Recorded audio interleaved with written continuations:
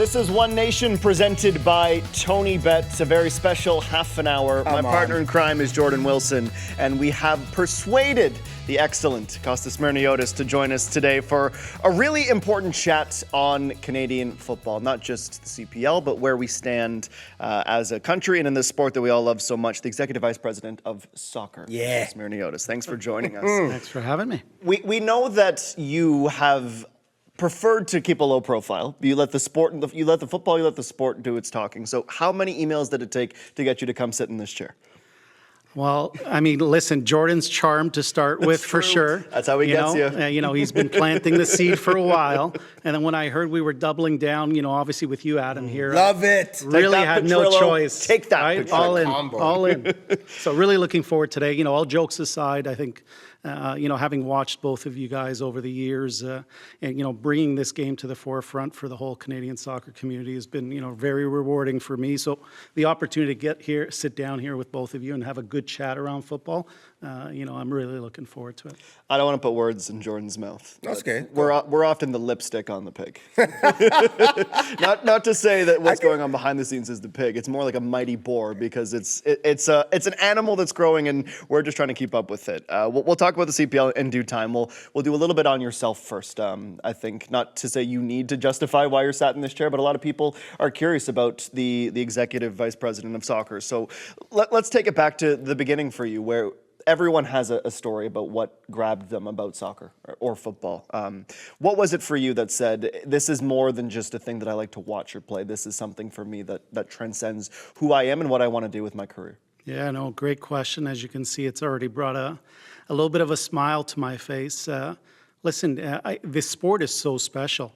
You see what it does to people. You see what it does to people locally, internationally, and how it kind of connects everybody.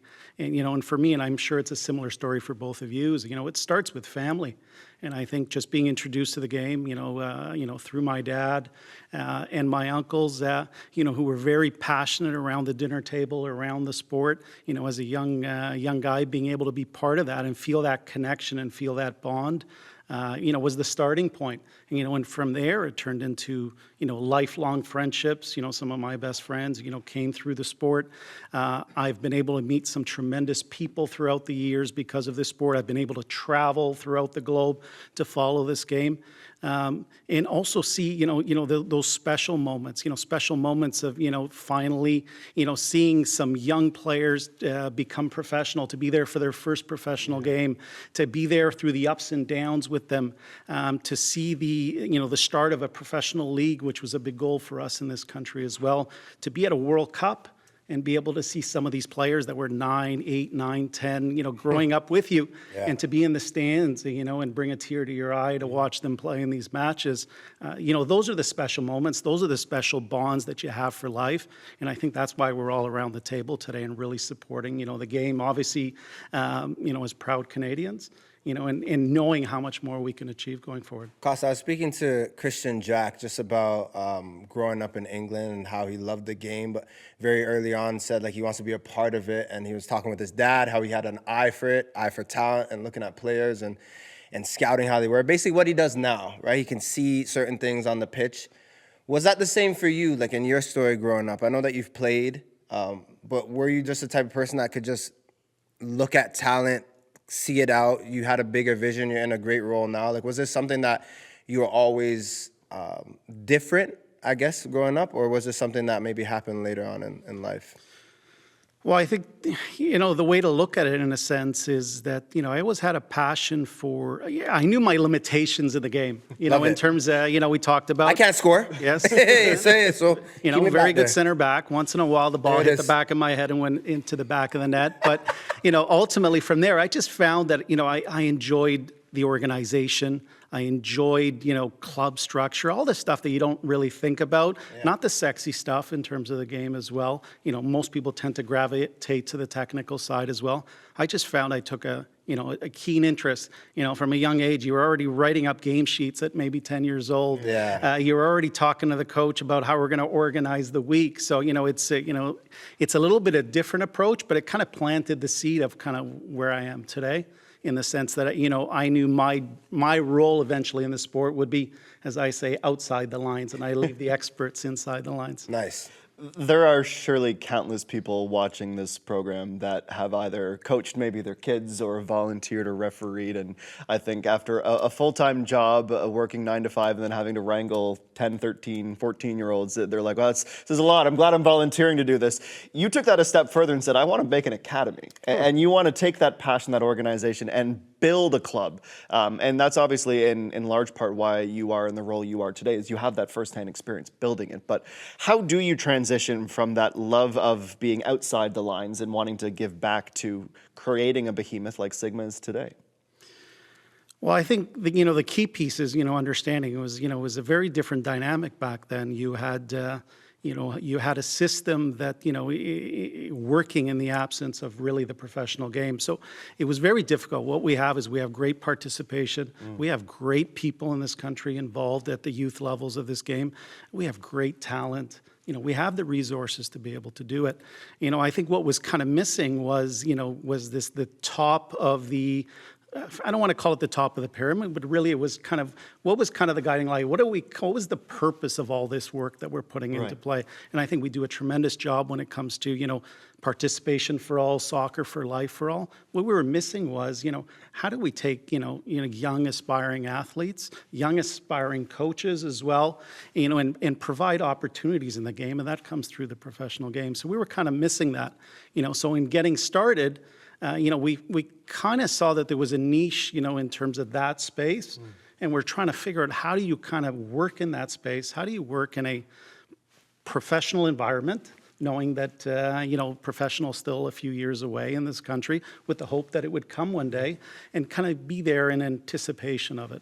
So I think that was a lot of the work that was put in place. And for context too, I know growing up in that time, and a lot of players that right around the time I was trying to go to university and play, or the States, it's like it was club football, right? You get Erin Mills against Brampton East, against Brampton, against North Mississauga, against Dixie, try to get the best of the best for that age group and play OSL, and then go and play. And then you start to get into like academy a little bit.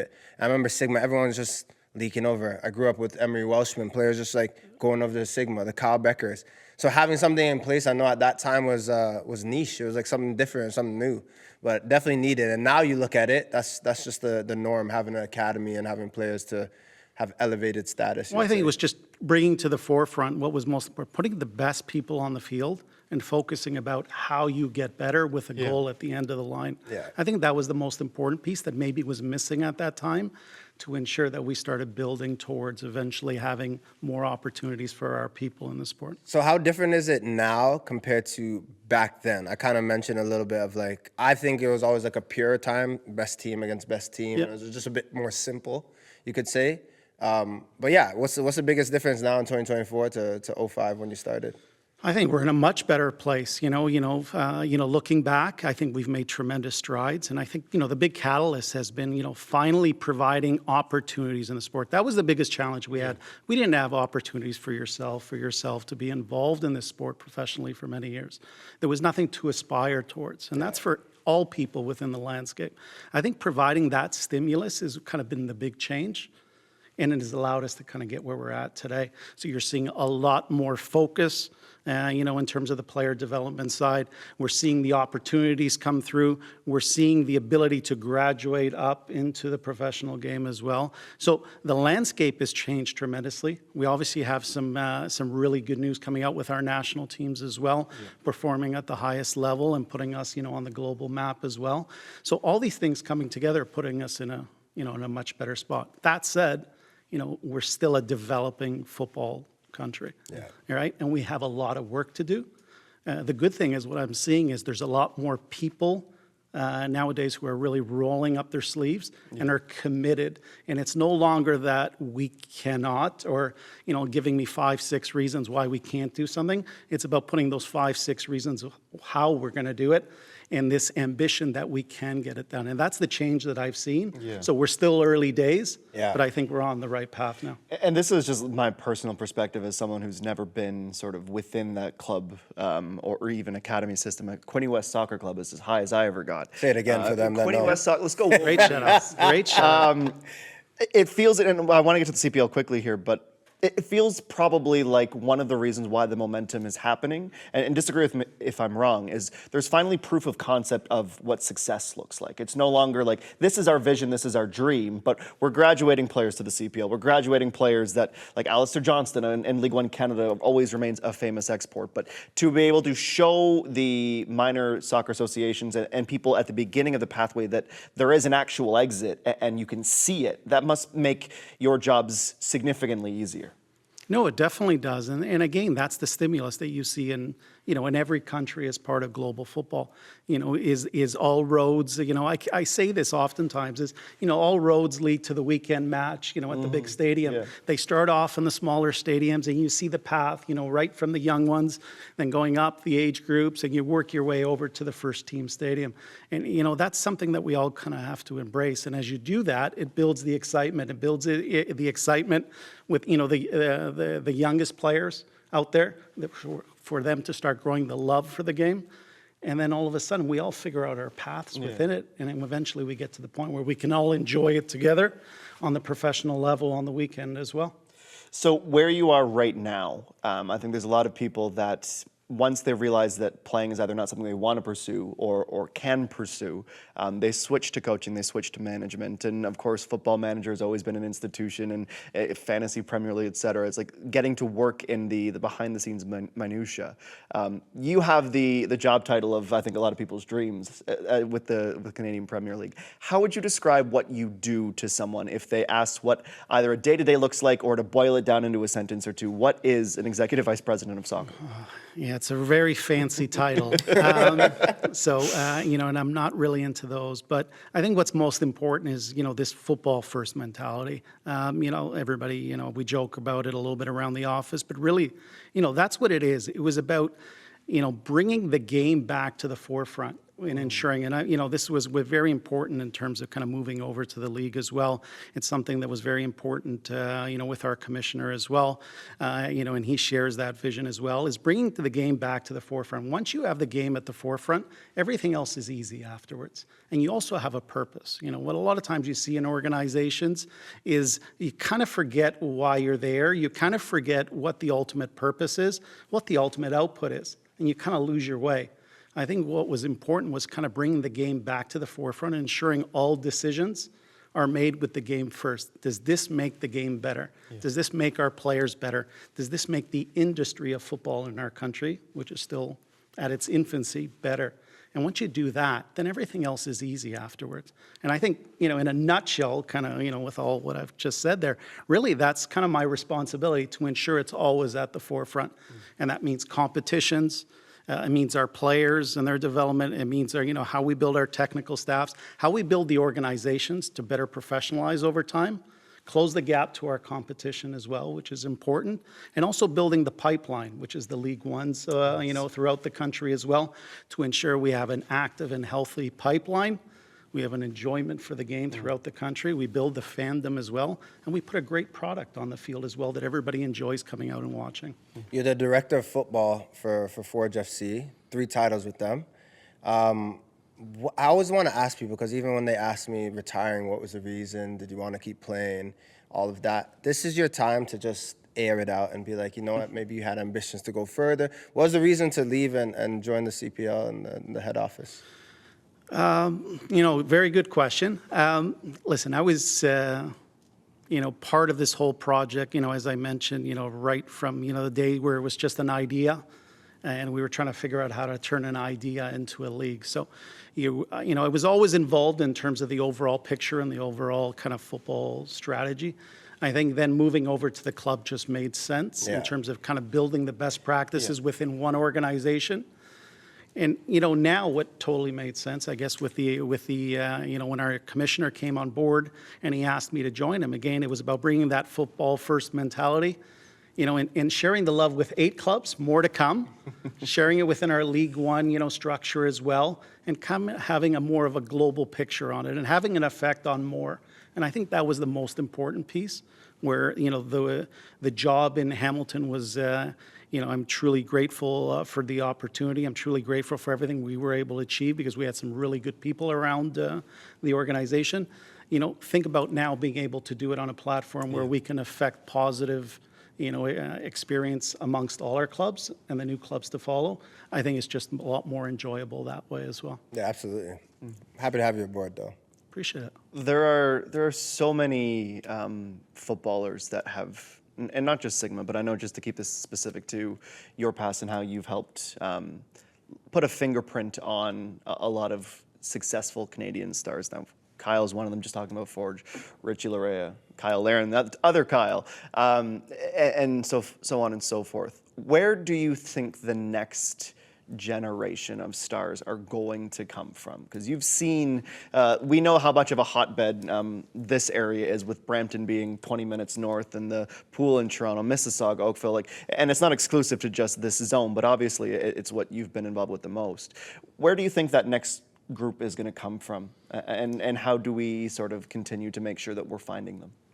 It's a great question. I'm sure Jordan, I'd love to have him, chime in here as well, because again, it speaks to the changing landscape, how difficult it was, throughout your generation to be able to kind of pursue a professional opportunity, let alone get the chance, let alone be able to play in a professional environment. Yeah. It was so difficult. There was no way of getting there. There was no structured path. And at the end of the day, as structured as we can make it, when you don't have opportunities within your own country, it's, it's very difficult.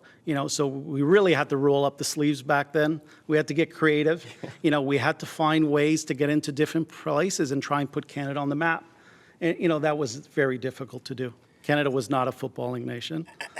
It wasn't. And I think, too, I talk to sometimes older players within the CPL, like the Kyle Beckers. Players had to suffer a little bit to go and play, and how that's allowed them to be very disciplined or, bleed for their craft. And then it's almost, you look at the 19-year-old, 20-year-old now, and you're a bit envious. But there's maybe not that same chip on their shoulder. I'm not going to say for every single player. Of course, there are exceptions to the rule. But I just think overall, there are maybe more players now, Costa, that have it easier, but it's something that we've wanted. This league maybe should have been in place in terms of a talent standpoint. 30 years, there would have been gems popping through. We just didn't have the infrastructure. But then now, younger players have they can go to an academy. They can go and have, there's so many youth. I don't know all the terms. Laura Armstrong could definitely tell you. Costa, you could tell us as well. All these youth requirements that are in this league that could pump the next gem. That would be a dream in my generation, but it was like we had to go do a lot more to come back and go and play. So it was like, when you're doing that, you know that you've proven yourself and that you've suffered for it. So it almost means more. So I don't know how you feel about that, but that's when I look at younger players or compared to the older vets that are in the league, that's one of those things that kind of stick out to me. You're absolutely right. I mean, I literally had to call you back then and say, let's get on a plane and, let's test our luck, you know, and you packed your bag and we tried a few places and, who's this Canadian and where is he coming from? You guys play soccer? Yeah, where's his CV? Which club was it? Aaron Mills? Like, Aaron Mills Soccer Aaron Mills Club? There you go, a little shout out. You went to university? It's like, but from 18 to 22, you're in university? Like, are you really? So it's a little bit different now. Now we can build a story. We can go to Jordan and say, okay, Jordan, you're going to be, you're 15, 16 years old. You must be playing in a League One environment. You must be playing at a club within the League One network that's focused on player development and providing, the right environment and the right opportunities for you, which then now ties in nicely into CPL. And what we start doing is we start building a CV. Yeah. We start building professional experience. That's why it was so important for this league to be created, to provide that opportunity, right? To be able to have the opportunities within your own country, to be able to play meaningful matches, to be in proper environments, to be in professional environments, to play in meaningful competitions, not only the domestic competition. That's why it was so important for us, to get into CONCACAF and have a very good standing in CONCACAF competitions. It's our window to the outside world. That's why we really pushed for an expanded Canadian Championship as well, to be able to provide meaningful competition as well that become the showcase, of the great talent we have in this country, to be able to show it off to the world. The natural next question is, how do you maintain the competitiveness of a league, top league in the country, and then still promote youth talent, the pipeline that is coming next? I think so far in 6 years, it's been great. You have vets that have been keeping the league and the talent, and foreigners, older players, not even so much older players. Sometimes the 21-year-old is doing it as well. But then also having those gems, the teens that are coming into the league. How do you keep both really at the top of the priority for the league? Well, I mean, I can tell you that's been the big focus of our group, and, the excellent work that the football group does back, at CPL. And it's really been just that. It's just finding that, that balance. And I think over the years we've done it, a very good job with that, from a league sense. Listen, our goal is to be a top league in CONCACAF. And I think we're on the path to be able to get there. Knowing that, to be able to get there, the starting point always has to be, it has to be the entertainment value. It has to be the product you're putting on the field. Yeah, we want the game to get sells. better and better. This is a professional league. It's not a development, setting. We have a space for the development side. Here it's about basically growing our organizations, making them relevant within their communities, making sure that there's a connection into the communities, players in the clubs that young players in their communities can aspire to be. So what we need to do is we always start with the product. We always ensure that the level is increasing year to year. Now, secondary is how we start mixing in the influx of talent to ensure the pipeline's going to always be strong. And it's also, I think the key steps to that is also having a structure to be able to bring in these young guys as well. Yeah. Bringing in young guys for the sake of bringing in young guys makes no sense. It does them more harm than, anybody else. What you need to do is have a process to identify. You have a process to onboard, a process to develop, and then they've earned their minutes into the team. And once they've earned their minutes into this team, and when we're seeing it across the league with some of the great young talent we have, it's all the more meaningful. They're playing because they deserve it. They're playing because they're the top dog, in their position on their team as well. And that's a lot more enjoyable for everybody. That's more sustainable. And it also creates the platform for them to be able to aspire towards, moving on, to bigger opportunities, right? So I think that's the kind of key in getting all that right. So we want to be competitive, and I think we have been. We've seen from a domestic approach, we've seen it in CONCACAF as well, where I think that was the most important focus for us was to ensure that we were continentally relevant. Did I use that right? Okay, sure. wanted to make sure. Sounded good to me. And I know why you're giggling, to get that in. But, that was important because it puts you on the map. Yeah. Somebody in Costa Rica is looking over and now is paying attention to what's going on in the Canadian Premier League. Same in other countries there. We know who the top dogs are in our region. Sure. We know what we need to get to be those leagues as well, and we aspire to be that. But we're doing it by putting on a good product. We're competitive in big matches, whether it's in CONCACAF, Canadian Championship. And ultimately, we're also probably from our competitive set in CONCACAF, we're probably the youngest league in terms of minutes handed out. Most people don't know that. But it's something we take great pride in because we've been able to be competitive while also giving quite a bit of opportunity and actually playing quite young, at times could be to the detriment of overall results. But we've kind of found that right mix. I think so. I think a good balance. I know Jenko has a pressing question. Well, and just balance is sort of the theme that I want to stay in, because I think, I believe it's about 12 months now that we've had the EYT Exceptional Young Talent designation, and some of the stories, Shoal Ajimo shines this year with his first goal, Shannon Chanda, Vancouver seemingly using all of their spots and using them quite well. How do you then, as a league, say, okay, these are the players that the clubs have identified as potential exports, and obviously they want to foster their development, but ultimately a development league is also about exporting players. If you are the club that finds this gem, cultivates them, helps them grow into something special, how do you then, not necessarily convince, but expose them to different clubs for transfers, for sell-ons, to give them that next step? Because I think we've seen, I think Cavalry just immediately jumps to mind with Airborne Pepples, et cetera. How do you continue to say, hey, Worlds, Canadian talent is ready for you. We think they're ready for that next step? Well, I think it's, there's no magic wand, obviously, but it's creating the right settings for it. And I think I touched on it a little bit earlier, but just creating that environment where they're ready, where they're, tried and tested, that we're investing in, in the development side. We're investing in the right technical staffs to be able to work with the players. We're creating the right professional environment where they're every day, mimicking what they can expect in every other professional environment, no matter where they go, whether it's a positive experience or, sometimes it's also challenging experiences elsewhere. We have great infrastructure, investing in our infrastructure.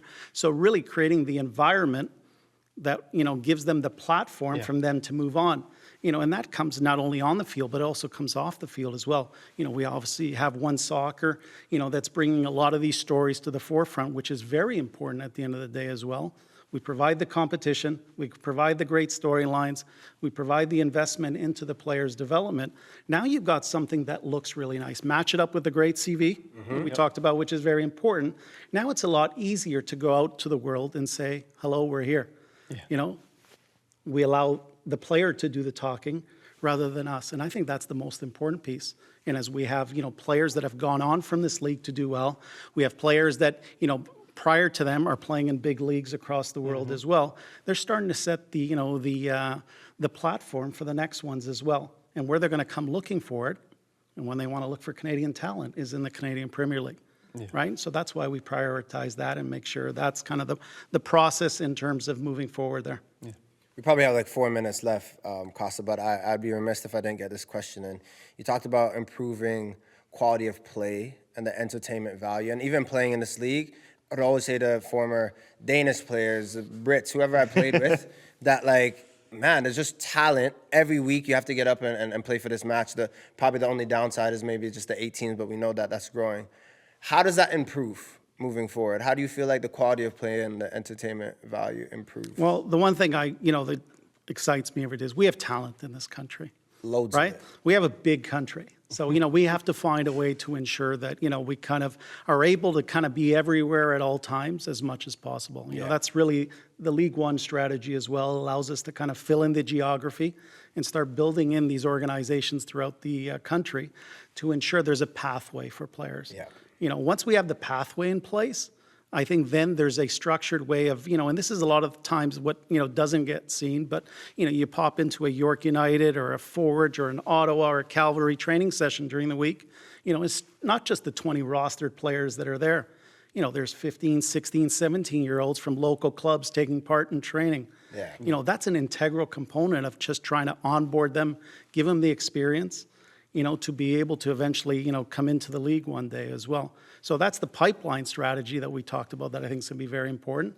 Then we need to ensure that we have, again, investment in our technical staffs, because they're putting in all the great work to ensure that, these players are getting better and better every day. We invest in the infrastructure to make sure they have the facilities, they have the support systems around them as well to be able to travel properly, to be able to kind of maintain, all the, the physical attributes throughout the week as well. Right? So that's another important component. And obviously afterwards, we also need to kind of layer in over time, some top end talent as well into our league, kind of some difference makers as well. That'll ensure that we're constantly, moving in the right direction and closing the gap, with our competition. So those are kind of the pieces that all kind of come together from a, overall landscape to ensure that we're constantly getting better. I'm getting excited. I want to sign a new contract. That's Lionel. Well, it was a little bit of a pitch to see. I heard when I said the Lionel on Messi to top Pacific. players, I was kind of leaning towards your way. I don't mind being middle of the bunch. Put me at 11th man on the roster. I don't mind it right now. I just heard Lionel Messi to Pacific. Oh, that's the stop word that it, came. Jacob. You went with Messi? Okay, we're about 10 rounds away from the end of the season, and I feel like it probably feels like a refrain from us at times, the parity, the competitive balance, but we were literally just 25 minutes ago arguing about Every our top day 8 I talk on the about it. whiteboard. Every day. What excites you the most about the run into the season here in the final 30 seconds? Yeah, no, Troy, it's been a great season so far. All the metrics, and I won't bore everybody with that, are all trending in the right direction on and off the field. We're scoring goals. We had a great weekend for goal scoring as well. We're seeing some great performances, by the guys we expect in the league.